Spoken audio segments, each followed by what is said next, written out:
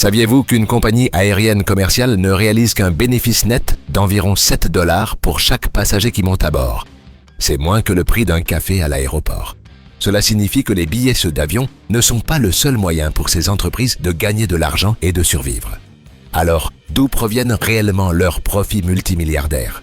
Restez jusqu'à la fin car ce que vous allez découvrir sur le business de l'aviation va totalement vous surprendre. Bien sûr, la première chose que nous pensons tous instinctivement, c'est que les compagnies aériennes gagnent de l'argent en vendant des billets aux passagers. Et oui, c'est une source de revenus importante, mais voici le piège que personne ne vous révèle. Tous les sièges d'un avion ne se valent pas, loin de là. En fait, la différence de prix peut être absolument astronomique selon l'endroit où vous êtes assis. Sur un Boeing 777 de British Airways reliant Londres à New York, les passagers de la classe économique payaient environ 760 $ pour leur siège étroit, tandis que ceux de la classe affaires déboursaient plus de 6 700 $ pour la même distance. Quant aux privilégiés de la première classe, ils payaient jusqu'à 8 700 $ pour un siège qui se transforme en lit. Le constat mathématique est brutal. Moins de 40% des passagers à bord généraient les 2/3 des revenus totaux du vol. C'est pourquoi les compagnies traditionnelles comme British Airways, Lufthansa ou Air France soignent leurs cabines premium avec autant d'attention. Ce sont elles qui soutiennent financièrement le reste de l'avion et permettent à la classe économique d'avoir des prix accessibles.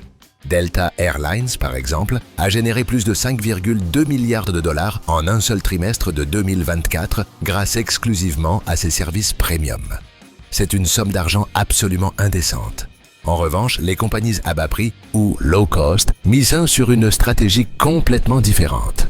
Remplir l'avion avec le plus grand nombre possible de passagers en vendant des billets bon marché qui semblent presque offerts, mais en récupérant tous les bénéfices ailleurs grâce à des frais supplémentaires. C'est ici qu'entre en jeu un terme clé qui a changé l'industrie à jamais. Les recettes auxiliaires. Bagages en soute, choix du siège à l'avance, embarquement prioritaire pour éviter la file. Et nourriture et boissons à bord, accès au Wi-Fi pendant le vol, et même des jeux à gratter et des loteries en plein ciel. Absolument tout s'additionne à la fin de la journée. En 2023, les compagnies aériennes du monde entier ont empoché près de 118 milliards de dollars uniquement grâce aux recettes auxiliaires. C'est plus d'argent que le PIB de nombreux pays. Pour Ryanair, la plus grande compagnie low-cost d'Europe, plus de 36% du chiffre d'affaires total provient directement de ces extras et frais additionnels. Alors que chez American Airlines, une compagnie traditionnelle, cette proportion est d'à peine 15%, car elle dépend encore davantage des billets premium. Le modèle économique est simple sur le papier, mais redoutablement efficace en pratique. Je vous vends un billet presque donné pour 20 ou 30 €, mais ensuite, je facture chaque service supplémentaire dont vous avez besoin pendant votre voyage. Vous voulez enregistrer une valise? Payez entre 20 et 60 €. Vous voulez choisir votre siège à côté de votre famille? Payez entre 5 et 30 €. Vous voulez un encas ou une boisson pendant le vol? Payez aussi entre 3 et 10 € pour un simple sandwich. Et quand on multiplie cela par des millions de passagers par an, le business devient absolument gigantesque. En Espagne, Vueling facture presque tout, même l'impression de la carte d'embarquement à l'aéroport si vous avez oublié de le faire chez vous, ce qui peut vous coûter jusqu'à 30 €. Iberia, de son côté, a lancé des jeux. De nombreux avions commerciaux transportent des marchandises précieuses dans la soute cargo. Des fleurs fraîches de Colombie aux pièces électroniques chinoises en passant par des médicaments urgents et des produits périssables. Un vol commercial typique peut générer jusqu'à 2400 $ supplémentaires uniquement grâce aux frais dans la soute inférieure. Cela peut sembler peu comparé aux revenus totaux, mais cela équivaut environ à 7 ou 8% du revenu total de ce vol spécifique. Dans de nombreux cas, c'est exactement ce qui fait la différence entre perdre de l'argent ou en gagner sur une liaison. Pendant la pandémie de Covid-19, lorsque les passagers avaient complètement disparu, le fret a été la bouée de sauvetage économique de plusieurs compagnies qui auraient fait faillite autrement. Emirates, Lufthansa ou Air France ont même utilisé la cabine passager pour transporter des cartons et des colis là où les gens s'assoient normalement. Et des compagnies comme Latam Cargo ou Avianca Cargo continuent de transporter des fruits, des fleurs fraîches et des produits pharmaceutiques à grande échelle dans toute l'Amérique latine. Résultat, des centaines de millions de dollars par an uniquement grâce au fret aérien commercial. maintenant. Voici l'un des secrets les mieux gardés de l'industrie aérienne que très peu de gens connaissent. Les programmes de fidélité. Ce qui a commencé il y a des décennies comme un simple système pour récompenser les clients habituels est devenu un business multimilliardaire indépendant qui vaut plus que les avions eux-mêmes. American Airlines, Delta ou United vendent littéralement des millions de miles à des banques commerciales qui les offrent ensuite comme récompense aux clients de leur carte de crédit. Chaque mile individuelle peut coûter entre 1,5 centime et 2,5 centimes de dollars américains. Les banques les achètent en quantité massive parce que les clients veulent accumuler des miles pour voyager gratuitement et les compagnies aériennes gagnent de l'argent réel sans même faire bouger un seul avion.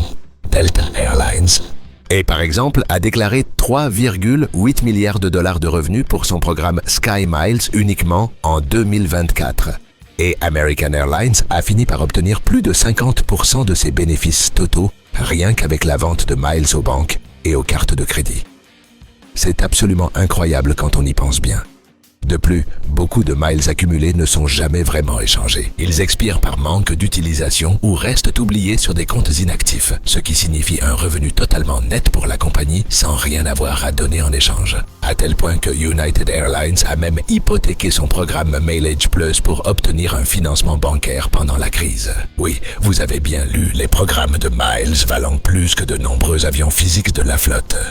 Les compagnies maximisent aussi leurs revenus grâce aux alliances stratégiques et au partage de codes entre différentes entreprises. Qu'est-ce que cela signifie exactement? Que vous pouvez acheter un billet chez Delta Airlines, mais que le vol est réellement opéré par Virgin Atlantic avec ses avions et son équipage. Les deux compagnies se partagent les bénéfices du billet selon des accords préalables. Il existe 3 grandes alliances mondiales. Star Alliance avec 28 compagnies membres, SkyTeam avec 19 membres et OneWorld avec 14 compagnies. Au sein de ces alliances, des entreprises de différents pays collaborent pour offrir plus de destinations, partager des salons VIP dans les aéroports et permettre aux passagers de cumuler des miles entre elles toutes. Il existe même des accords plus profonds appelés Joint Ventures, et où plusieurs compagnies se partagent les revenus de routes entières comme s'il s'agissait d'une seule entreprise. Par exemple, American Airlines, British Airways et Iberia partagent tous les revenus sur l'Atlantique Nord. Cela réduit la concurrence directe et assure des profits partagés pour tout le monde. En Amérique latine, LATAM a signé une alliance stratégique avec Delta qui leur permet de vendre des billets conjoints, tandis qu'Avianca appartient à Star Alliance avec United et Lufthansa et Aeromexico à SkyTeam avec Air France et Delta. Grâce à ces alliances, elles peuvent connecter des passagers partout dans le monde et gagner beaucoup plus d'argent sans avoir besoin d'acheter plus d'avions ou d'ouvrir de nouvelles lignes directes. Mais gagner de l'argent dans l'aviation, et ce n'est pas seulement accumuler des revenus de tous les côtés, c'est aussi dépenser moins dans les opérations. Et c'est justement là que ça devient le plus intéressant. Mais avant de continuer, mettez un like et abonnez-vous pour ne rien rater de cette vidéo et pour en apprendre davantage sur le fonctionnement réel des industries. C'est ici qu'apparaît le fameux concept du leasing ou location d'avion. Au lieu d'acheter un avion neuf qui coûte entre 100 et 300 millions de dollars selon le modèle, les compagnies le louent à une entreprise spécialisée dans le leasing. Aujourd'hui, près de la moitié de tous les avions commerciaux du monde sont loués et n'appartiennent pas aux compagnies qui les exploitent. Cela leur donne une flexibilité opérationnelle incroyable. Si la demande de passagers baisse, elles rendent simplement l'avion au loueur sans se retrouver avec un actif qui ne génère pas d'argent. Si la demande augmente, elles louent plus d'avions rapidement. Pendant la pandémie, Lufthansa et United ont réalisé des opérations de sale and leaseback. Elles ont vendu des avions qui leur appartenaient à des loueurs pour obtenir du cash immédiat, puis les ont reloués aussitôt. C'est comme vendre sa maison mais continuer à y vivre en payant un loyer. Les compagnies low cost poussent l'efficacité opérationnelle à l'extrême. Elles utilisent un seul type d'avion dans toute leur flotte. Ryanair opère uniquement des Boeing 737, EasyJet uniquement des Airbus A320. Pourquoi? Pour simplifier la formation des pilotes, les stocks de pièces de rechange, la maintenance et les opérations en général. Un pilote de Ryanair peut piloter n'importe quel avion de la flotte sans formation supplémentaire. De plus, elles volent vers des aéroports secondaires moins chers et plus éloignés, comme Beauvais pour Paris au lieu du très coûteux Charles de Gaulle ou Gérone au lieu de Barcelone. Les taxes d'atterrissage y sont bien moindres. Le résultat final, des coûts opérationnels très bas qui permettent d'offrir des billets ridiculement pas chers, à 20 ou 30 euros. Chaque liaison aérienne individuelle est comme une mini-entreprise indépendante qui doit générer des bénéfices. Si un vol ne se remplit pas assez, on perd de l'argent en carburant, en équipage et en taxes aéroportuaires. C'est pourquoi les compagnies recherchent le taux de remplissage le plus élevé possible sur chaque vol. Avant la pandémie, la moyenne mondiale était de 82 à 84% de sièges occupés. Iberia, en 2023, a atteint un impressionnant 87,9% de taux d'occupation moyenne annuel, et LATAM était proche de 84%. Mais les véritables reines du remplissage sont les compagnies low cost. Ryanair se vante constamment de dépasser les 94% d'occupation annuelle. Presque tous leurs vols partent toujours complets. Cela dit, il ne suffit pas de remplir l'avion au maximum. Le prix auquel vous vendez chaque siège importe aussi énormément.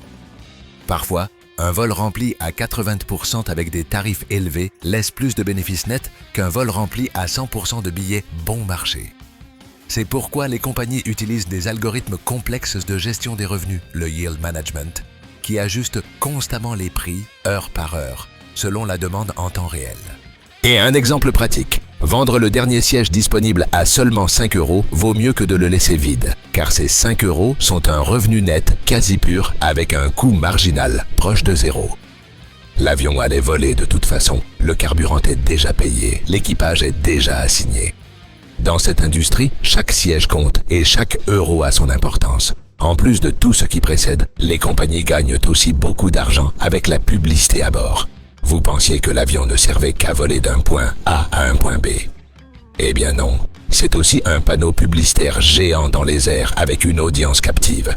Des dossiers, des sièges aux magazines de bord que personne ne lit, tout est vendu aux annonceurs. Et ce n'est pas tout, loin de là. Et certaines compagnies peignent même des fuselages entiers de leurs avions avec d'énormes logos de marques sponsors. Avez-vous déjà vu des avions d'Emirates avec des logos d'équipes de football? Cela génère des millions de dollars par an. Il y a aussi les commissions cachées pour les services additionnels. Quand vous achetez un billet sur le site web de la compagnie, elle ne se contente pas de vous vendre le vol. Elle vous propose un hôtel à destination, une location de voiture, des visites touristiques et même une assurance voyage. L'astuce, c'est que chaque extra que vous acceptez laisse une juteuse commission à la compagnie aérienne. C'est comme avoir une agence de voyage complète cachée au sein même de la compagnie. Mais il y a plus, beaucoup plus. Les compagnies aériennes vendent aussi des données. Chaque fois que vous volez, et vous fournissez des informations précieuses, destination préférée, habitudes d'achat, combien vous dépensez, avec qui vous voyagez. Ces informations sont vendues de manière agrégée et anonyme à des sociétés d'études de marché, des hôtels, des agences de tourisme et d'autres entreprises intéressées. Ce n'est pas une source de revenus gigantesque, mais cela représente plusieurs millions par an. Et puis, il y a les contrats d'entreprise. Les grandes sociétés négocient des accords avec les compagnies aériennes pour que leurs employés voyagent toujours avec la même compagnie en échange de remises sur le volume. Cela garantit à la compagnie un flux constant de passagers qui paient des tarifs complets sans promotion. Car c'est l'entreprise qui paie, pas l'employé. C'est un business incroyablement rentable. Et les compagnies gagnent même de l'argent quand vous annulez votre vol. Si vous avez acheté un tarif de base non remboursable et que vous devez annuler, vous perdez tout votre argent. La compagnie garde votre paiement et peut revendre ce siège à une autre personne. Double bénéfice pour le même siège. Et nous ne pouvons pas oublier les taxes et surcharges. Quand vous achetez un billet, une part importante du prix final ne va pas à la compagnie, mais aux aéroports, au gouvernement et à d'autres services. Mais les compagnies ajoutent souvent leurs propres frais de service, surcharges carburant, frais administratifs. Ceux-ci peuvent ajouter entre 20 et 100 $ supplémentaires par billet et vont directement dans leur poche. Le modèle économique de l'aviation commerciale est fascinant de complexité quand on l'analyse en profondeur. Et qu'il ne s'agit pas seulement de faire voler des avions d'un endroit à un autre en transportant des personnes, c'est une combinaison incroyablement sophistiquée de douzaines de sources de revenus différentes, toutes travaillant ensemble simultanément comme une machine parfaitement huilée. Les billets ne sont que le début, la pointe de l'iceberg. Les vraies marges bénéficiaires sont dans les extras, le fret, les milles les alliances stratégiques, l'efficacité opérationnelle brutale et 1000 petites astuces qu'elles ont perfectionnées pendant des décennies. Prenons un exemple concret pour mieux comprendre. Un vol de Madrid à Buenos Aires sur un Airbus A330 avec 300 passagers peut générer des revenus de multiples façons simultanées. Premièrement, les billets, peut-être 200 000 $ au total. Deuxièmement, et les bagages enregistrés en extra, 20 000 $ de plus. Troisièmement, la sélection des sièges, 5 000 de plus. Quatrièmement, nourriture et boissons, 3 000 $. Cinquièmement, le fret en soute, 10 000 $ de fleurs et d'électronique. Sixièmement, la vente de miles aux banques qui sont créditées aux passagers, 15 000 $ de plus. Septièmement, les commissions pour les hôtels et voitures vendues, 2 000 $. Au total, ce vol individuel génère 255 000 $. Mais de cela, il faut déduire 70 000 $ de carburant, 15 000 de frais d'équipage, 25 000 de taxes aéroportuaires, 20 000 pour la maintenance et l'amortissement de l'avion, 10 000 pour le catering et 30 000 d'autres dépenses opérationnelles. Le résultat net est d'environ 85 000 $ de bénéfices avant impôt. Divisé par 300 passagers, c'est à peine 283 $ de bénéfices par personne. Et là-dessus, il faut encore payer l'administration centrale, le marketing et couvrir tous les vols qui perdent de l'argent. C'est pour ça que chaque détail compte autant. C'est pour ça que les compagnies optimisent jusqu'au dernier gramme de poids dans l'avion, car moins de poids signifie moins de carburant. C'est pour ça que les sièges sont de plus en plus fins et serrés, car 1 centimètre d'espace en moins entre les rangées signifie une rangée complète de sièges en plus. C'est pour ça qu'elles vous facturent absolument tout, car ces 5 € du sandwich multipliés par 100 passagers font 500 € de bénéfices quasi purs. Et la concurrence est absolument brutale. En Europe, avec Ryanair, EasyJet, Wizz Air, et Vueling et des douzaines d'autres qui se battent pour les mêmes passagers, les marges sont comprimées à des niveaux insoutenables. Une compagnie peut gagner de l'argent un trimestre et perdre des millions le suivant à cause des fluctuations du prix du pétrole ou d'une grève des contrôleurs aériens. Pendant la pandémie, nous avons vu comment même des géants centenaires comme Lufthansa, Air France ou American ont dû être sauvés par leur gouvernement avec des milliards en prêts. Sans passagers, le modèle s'effondre complètement, car les coûts fixes sont énormes. Il faut continuer à payer les avions loués, même s'ils sont au sol. Il faut maintenir les équipages formés. Les créneaux aéroportuaires, les slots, sont perdus s'ils ne sont pas utilisés. Et c'est pourquoi les compagnies cherchent constamment de nouvelles façons de générer des revenus. Certaines comme Emirates ou Qatar Airways ont des filiales de restauration, catering, qui vendent de la nourriture à d'autres compagnies. D'autres comme Lufthansa ont des entreprises de maintenance qui réparent des avions de concurrents. Certaines ont même des écoles de pilotage qui facturent la formation des futurs aviateurs. L'innovation constante est la clé. Delta a été pionnière dans la vente de miles directement aux consommateurs, pas seulement aux banques. Ryanair a expérimenté la publicité sur les tablettes des sièges. Southwest a supprimé les classes pour simplifier les opérations et réduire les coûts. Chaque compagnie cherche son avantage concurrentiel unique. Et la technologie change tout. Et les nouveaux avions comme le Boeing 787 ou l'Airbus A350 consomment 30% de carburant en moins que les modèles précédents. Cela se traduit directement par des millions de dollars économisés par an. Des moteurs plus efficaces, des matériaux composites plus légers, une aérodynamique améliorée, tout s'additionne. Il y a aussi la personnalisation du service grâce au Big Data. Les compagnies savent exactement ce que vous mangez, ce que vous achetez, quand vous voyagez, avec qui. Elles utilisent ces informations pour vous offrir exactement ce que vous allez probablement acheter. Si vous commandez toujours du vin blanc, elles vous en proposeront. Si vous voyagez avec des enfants, elles vous montreront des jouets. C'est du marketing ciblé au plus haut niveau. Même la façon dont elles vous affichent les prix est psychologiquement optimisée. Et elles vous montrent d'abord le prix de base bas pour vous attirer, puis elles ajoutent les extras un par un. Il est plus probable que vous acceptiez de payer 20 € de plus pour une valise après avoir vu un billet à 30 € que si l'on vous montrait directement 50 € dès le début. C'est de la psychologie des prix appliquée. La prochaine fois que vous monterez dans un avion, souvenez-vous que vous faites partie d'une machine à cash incroyablement sophistiquée qui a été perfectionnée pendant des décennies.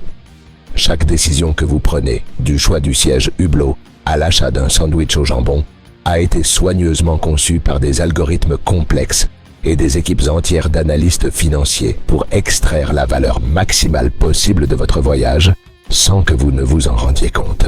Et les compagnies aériennes sont passées maîtres dans l'art de monétiser chaque millimètre cube de l'avion, chaque seconde du vol, chaque interaction avec vous. C'est un ballet économique fascinant où tout a un prix et tout génère un certain type de retour. De l'air comprimé qui gonfle les pneus jusqu'au dernier encas sur le chariot de service. Et maintenant que vous savez comment fonctionnent réellement les compagnies aériennes derrière le rideau, qu'en pensez-vous, honnêtement? Avez-vous été surpris de découvrir toutes ces sources de revenus cachés que vous n'imaginiez pas? Est-ce que cela a changé votre perspective sur la raison pour laquelle elles vous facturent chaque petite chose? Laissez-moi votre commentaire ci-dessous car j'adore lire ce que vous pensez. Et si vous voulez en apprendre davantage sur le fonctionnement d'autres industries géantes que vous croyez connaître mais qui cachent des secrets fascinants, abonnez-vous à la chaîne et activez la cloche car chaque semaine nous révélons les secrets les mieux gardés derrière les business les plus fascinants du monde moderne.